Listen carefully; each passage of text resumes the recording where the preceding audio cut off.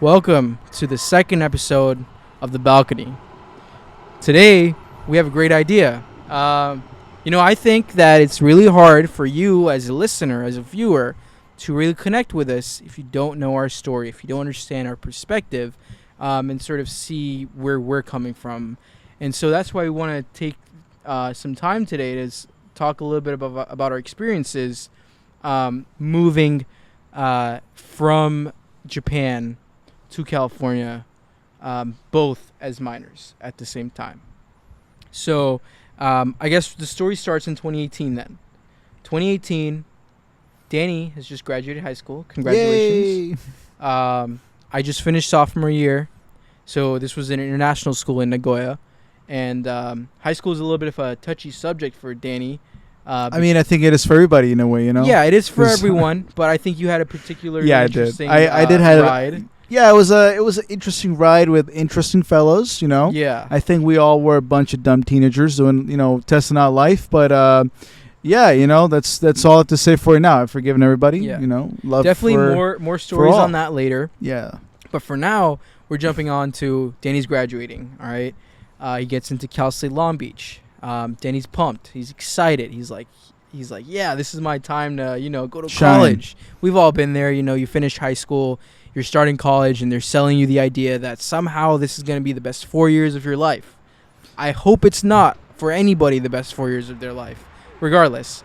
So, like a week, not even a week, I feel like 3 or 4 days before you're meant to leave, my parents get the brilliant idea that they should send their 15-year-old kid, me, with their other super responsible 17-year-old. Very responsible. Yeah. So we're both minors, and, I can't really imagine what's going through my parents' head when they're making this decision because, you have to know that they didn't know anyone here, and they had never even been here themselves in California. So they were sending us thousands of miles away to a place that they don't know with nobody to receive us on the other end, right? So that's quite something. A hard situation on its really own. Hard. Yeah, it is. And then throw in the fact that, there's a couple minors who can't technically even live here on their own. So that was a little interesting. Anyway, we get on the flight. That's really when it really settled in, for me at least. It was the same for you? Yeah, I was sitting on the airplane. I'm like, we're going to California, but now what? We didn't know where to go. We had nobody picking us up from the airport. Yeah, no, so, we were fobs, literally. I mean, we got a taxi from the airport, so I think that says a lot. We got a taxi to a motel, Econo Lodge in Long Beach. So, Danny's going to Cal State Long Beach, go beach, but so I'm like somehow I get lucky. I take the ride with him, and I'm like, okay, I need to go to high school, right? So we get to the point of how I should have got into high school without having a legal guardian. We'll get to that in a bit, but there was a lot to figure out for us, right? So all of this is going through my head as I'm in the taxi ride from the airport to our motel. We get to our motel and we're like, okay, cool. This place is beautiful. I remember the sunset, and you kind of take that for granted when you live out in SoCal, but the weather we have here is actually really nice. And as someone who had recently moved from Japan, we both could see that. I think you feel it if you travel at all. You come back, you're like, thank God, Definitely. you got some sunlight out here. But other than the sunlight, there was a lot to figure out. So it was about $100 a day for that motel. The first thing we did was walk outside downstairs to T-Mobile to get our cell phones. Yeah. Remember that? Well, you got your cell phone. I was just kind of, we had a prepaid phone as well because we couldn't technically get a phone. Yeah, either, you had to be. Yeah, cool fact. We learned a lot of things that you can't do as a minor. Yeah. As a minor. One thing is you can't get a phone. You can't get a line. So the only thing you can do is get a prepaid, which is what you had to do. Regardless, little detail over there. We're like, okay, we can't keep spending $100 a month. So how are we going to $100 a day? You mean, right? Sorry, $100 a day. How are we going to alleviate this situation? So our first idea is, all right, let's go to a cheaper motel while we figure things out. Turned out to be a horrible idea. This other motel was a little bit cheaper, but you get what you pay for. That applied quite literally in this case. What did you find underneath the bed?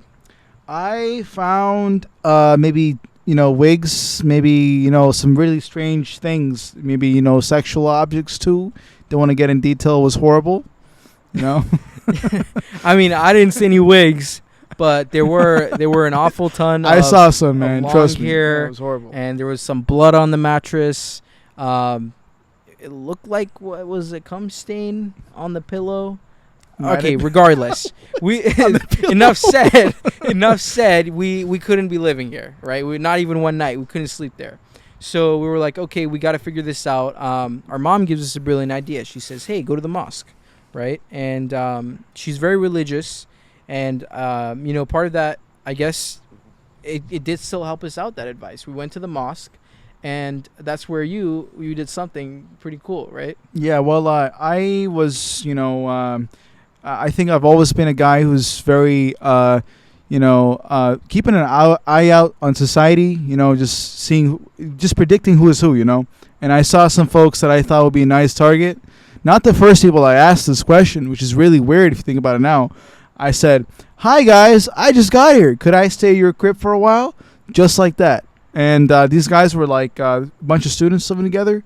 So they were okay with that. They were like, yeah, you could come through if you want. We have our stuff, but it's gonna be a little uncomfortable. It's the couch. It's like no problem at all. Yeah, it's no problem at all. We were fine with that. Guess what happened? We were fine with that, but it ended up being a little bit of a love-hate situation because one, yes, they got us out of that skank hole of a motel, but we kind of moved into another skank hole, for a lack of better words, because unfortunately these guys had bed bugs and they didn't tell us about that. Yeah. And after a while we figured out they had bed bugs. They said to us, oh, they don't bite, actually, they just hang out, And I guess they weren't wrong, because those guys weren't really getting any bites, but our arms were filled with bites, and it was horrible, one, and two, you feel really bad having bed bugs on. You feel disgusting. Like, wow. You feel absolutely disgusting. I can't even go to someone's house without giving them bed bugs, possibly. So, regardless, we ended up going to the laundromat, throwing all our clothes in, throwing away stuff that we couldn't, salvage. It was a whole situation. We had a couple of mattresses, futons, that we brought from Japan that we also had to throw out.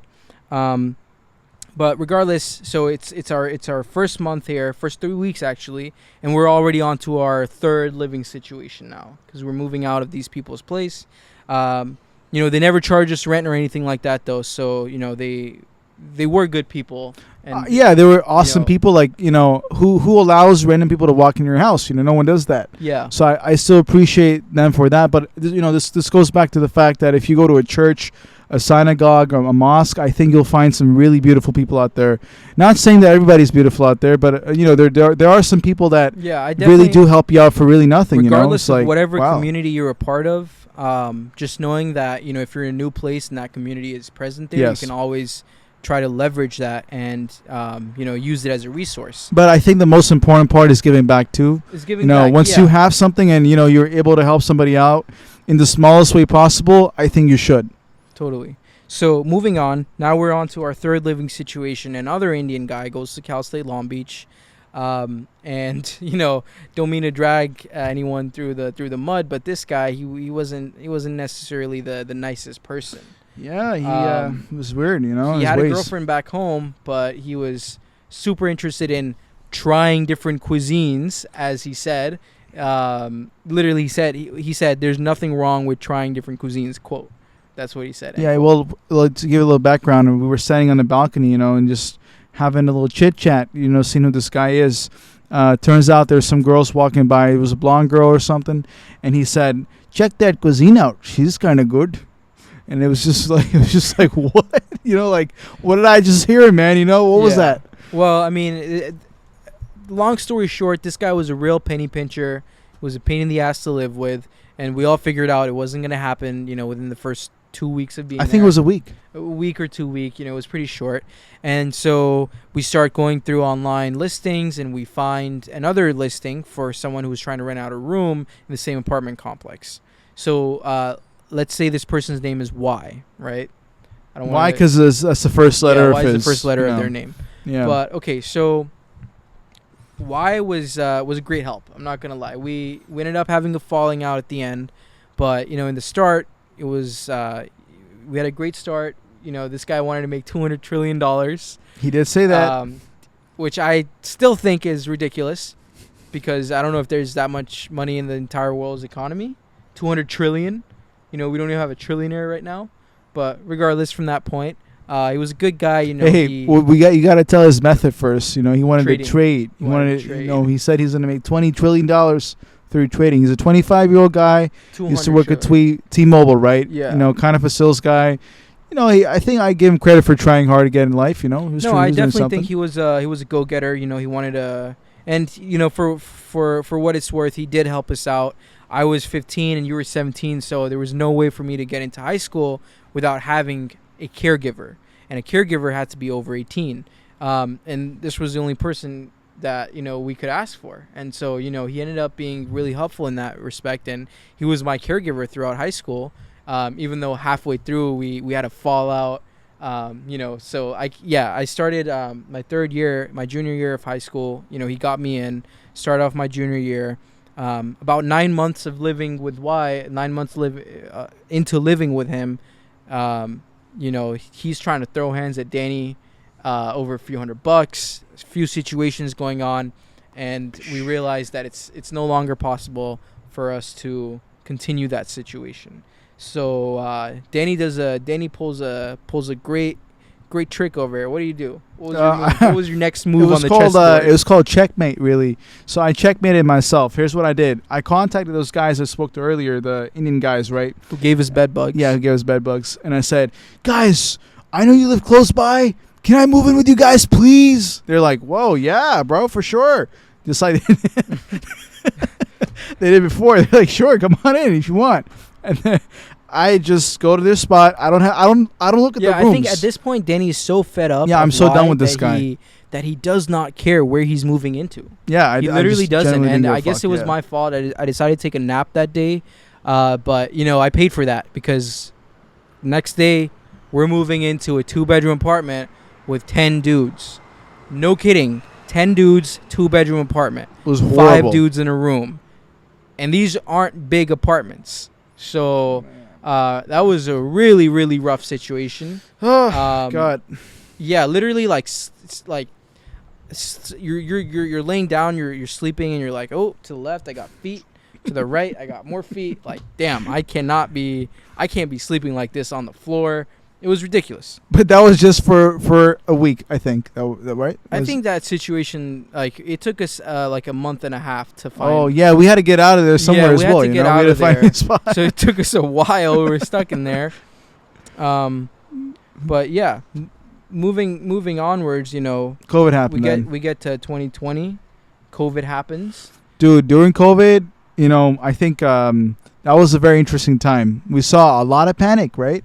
Saw a lot of panic, and I mean, in the start it was we get 2 weeks off of school, right? And I was like, I had actually dropped out of Cal State at that point. Yeah, I dropped out of Cal State. I didn't want to go to that school. I said, what? Second semester, right? Yeah, it was like my second semester at Cal State Long Beach, and I said, this is not me. I'm not feeling myself here. The people around me, no offense to anybody, it's just not for me. So I just dropped out straight like that, and I ended up wasting time. Actually, dropped out with no backup plan. I had no backup plan, and what I was doing was I was hanging out with a neighbor. Let's call this guy K for kebabs. This whatever. I was hanging out with kebabs every day. Literally doing nothing at all, just nothing at all for 6 months. Getting girls to his parties, a little apartment, delusional kid. I myself started losing a lot of my own character as well, getting influenced by him. Right. So it really boils down to, how I think about it now. That's another really important lesson. It is an important lesson. People, well, you've heard this again and again, but most people don't realize how important it is to actually surround yourself with people that you want to be like. Because, like it or not, whoever you surround yourself with, that's who you're going to become like. And, if you put yourself around people that don't really have values that align yours, the law of averages, you're going to lose a lot. You're not going to realize that you're going to start becoming like them, which is why I genuinely have a problem being around. I call it energy, right? If somebody doesn't have the right energy, and what do I mean by that is they're not trying to be the better version of themselves. I don't like being around these kind of people, yeah, you know. totally. But back to the story, right? Yeah, I mean, since then and now, like, I would have to sit down and like write down everything that happened because there was a lot of stuff that happened. This one time there was this 30-year-old man who moved into our apartment. So this was back when so Danny was actually planning. So after he dropped out from Cal State Long Beach, he was planning on going to Melbourne University. So yes, you know, he got his admission. He's like, all right, I got this spot. And as in Melbourne, as in Australia, yes, I got this spot in my apartment that I need to fill up. So he finds this 30-year-old guy.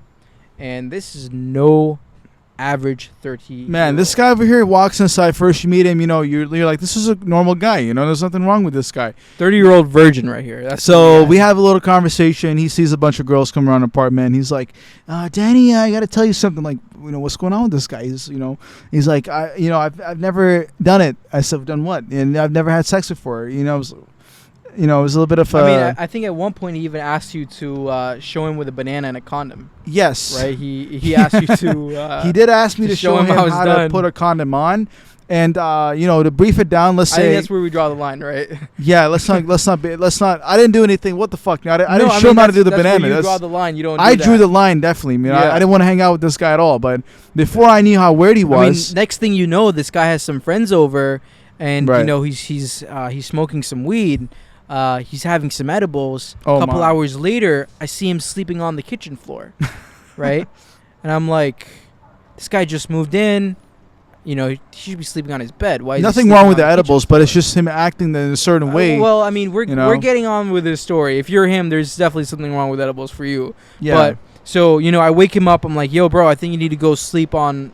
You need to go sleep on your bed, and that was a big mistake. Because this guy, he wakes up, he starts freaking out. He says, my mom's coming. And at first, I thought he's serious. I'm like, you should have told us. Could have cleaned up a little bit. You know how it is. It gets dirty sometimes.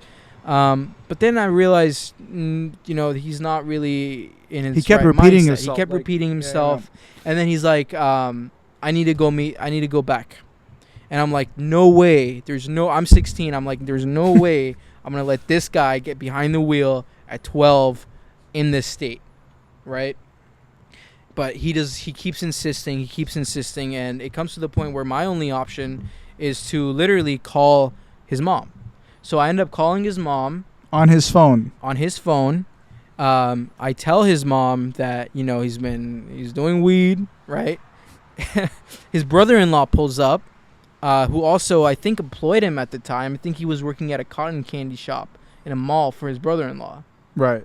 But long story short, he has to maul him out of the apartment. It takes like 30 minutes, for him to get him into his car and take him back home. And that's the last time we ever saw him. That was the last time that we ever saw him. Yeah. I don't know if he's alive right now, man. The reason to tell this story is not to, mock anybody or point fingers at them. Definitely not. But the reason to tell this story is to shed some light on the fact that there's a lot of interesting type of people in this world. And you might think you're a normal person. At least for me, I feel like I think I'm normal, but at the same time, I know there's not many people out there that are like me, that think like me, that have experienced the same things that I've experienced. And that's why I think the U.S. is a very beautiful place to live in, because a lot of us don't have similar experiences. We're all so diverse in our own ways. You live in like a place like Japan. Everybody's very homogenous. Yeah. You have a cultural code to follow. Over here, you can be whatever the fuck you want to be. You want to be at the top of the mountain, go ahead. You want to be at the bottom of the river, go ahead. That's definitely true. But the flip side to that, I think, is okay. Well, if we're talking about this, people in the United States, especially kids that grow up here and haven't had that international exposure, that is also true. They seem to have something missing about the entire story, right? So a lot of times they'll think that the U.S. is the best country in the world. In many ways, we are leading, right? But not in all the best ways. Not in all the best ways, right? There's highest levels of social inequity. There's a lot of homelessness. For a first world country, it doesn't make sense, right? There's a lot of issues over here that a lot of other countries don't have. And vice versa. There's a lot of issues in other countries that we don't have here. But I think having that perspective and understanding that is something that a lot of people who have grown up and been through the education system here kind of lack. That's something that I've noticed, being someone who grew up internationally and then moved here during high school. High school itself, as someone who came from international school, I thought my high school was a zoo, right? And I think a lot of kids can agree with me. So I went to Woodrow Wilson High School in Long Beach, and unless you're taking one of those AP classes, any other class, like, it's like a zoo, man. Like, they're giving haircuts in the bathroom during lunch, setting trash cans on fire. What's the strangest thing you've seen? Drama. Like, what's one of the dumbest things you've seen in your high school experience so far? In my high school experience so far. Yeah. Well, I mean, your high school experience. I mean, I remember I was taking the SAT. The SAT with school day. I was taking that, and there was this kid there just sitting on his phone, and what was interesting to me, I mean, I guess it's not one of the weirdest things, but something fascinating was he wasn't trying to cheat or anything. He was just on his phone. Because you see, I would totally get the urge to be like, okay, maybe I can try to figure out an answer, something like that. But he didn't, like, a lot of kids. I'm saying that because I feel like a lot of kids, they lack this motivation. They lack this. Society, as much as society likes to tell you that college isn't worth it, and I totally agree with the fact that college is not necessary to do great things in life. It's not a bad thing. I feel like a lot of people are trying to be trendy and push this agenda down. That they say, oh, you don't need college at all. College is for losers. Not entirely true. If you're trying to be a doctor, or if you're trying to be an engineer, or if you're going for one of those STEM fields, but at the same time, it's a great idea to go. Yeah, to but at the same time, I would say it's very subjective too, right? If you whatever you're doing, you should have a reason behind it. That's all. You know, if you're just going an arbitrary, I think life is pretty much. If life is, you have, you don't have unlimited errors. You can't shoot in the dark. You gotta know what you gotta do with the errors. Is what I'm saying. Right. So yeah, back to your point. Well, yeah. I mean, going all the way from there to having you transfer to USC, back to USC. So Cal State Long Beach, Melbourne University, USC. You want to talk a little bit about how that felt? Yeah, definitely. I had I consider myself as university ho, put it like that. I've been to Cal State Long Beach. I've been to the University of Melbourne. And then now I'm here at USC. Throughout my entire, college. Forgetting LBCC, OCC. Yeah, sorry, LBCC. There's a couple of community colleges in there as well. OCC, for a day.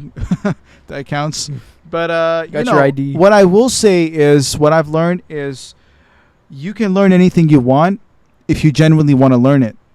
Right. The age of the internet. If you want to learn how to code, for example, you don't have to go to school. You can sit down and you can start learning right now, That's true. You don't have to go to school, but it sure as hell helps going to school. No, but I'm not. Sure as hell helps getting no, I'm not done yet. But what I'm saying is, it's definitely a good idea to go to school, especially if you have a plan. If it's even an arbitrary plan, you want to be a doctor, you want to be a lawyer, you want to do something along the academic lines. It's a splendid idea. But with USC particularly, I will say USC is extremely well connected.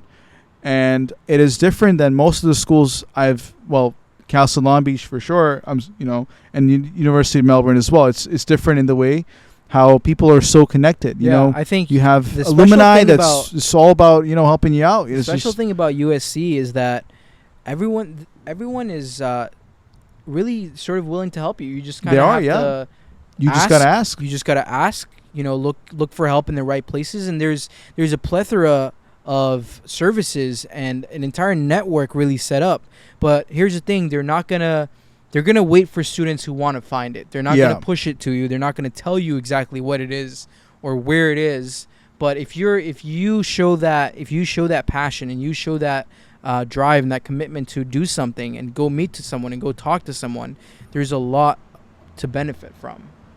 And I think USC particularly, being a private school, they're really able to give you an educational experience that you can't get at a public school like UCLA, I must say. 100%. UCLA, no way. Yeah. I guess we have to say that. We have to say that. I haven't been to UCLA, so I can't really say that, but we have to say that. No, we love our UCLA brothers too, you know. Yeah. But dining hall, I got to bring that up because I love the dining hall at USC. Yeah. Man, I go whenever I can. Always, man. But back to what you said, man. I think life is a journey regardless of where you are in life. If you're going to school, if you're not going to school, I think one of the most important things that I go back to all the time for myself is discipline and consistency. Something I'm still struggling with till this day, you know. I can't do certain things. I've been trying to do it a couple times, but I think I came up with a solution. The other day we were having a conversation, you know, and I was having a conversation with myself first. And I said, there's something, you know, I got a question for you that you can't answer right now. You know, this is for the viewers right now. I have a question for you that you can't answer right now, but you can in a certain time. The question is, do you want to be a winner in your life with hardship, with a lot of hardship? Or do you want to be a loser with ease? And you can answer this question when you get up in the morning at 5 a.m. with the alarm. That's when you answer this question. If you go back to sleep at 5 a.m., and you're not going to pursue your goals, fine. You chose the easy way, you know? Chill out. Go to sleep. You made the choice, you know? And that's something you got to ask yourself every other day, I think. You know? It's something you got to consistently remind yourself of somehow. All right, guys. With that said, 5 a.m., that, I'll hold you to that. I better see you up at 5 a.m. tomorrow. Speaking of which, I think it's time for you to go to sleep. It is time for me to go to sleep. Get your full 8 hours. I'm gonna get up at 5 a.m. and I'm gonna be running these streets downtown LA. Hopefully, not getting stabbed in the morning. I'll tell you that. Oh yeah, definitely. Or shot.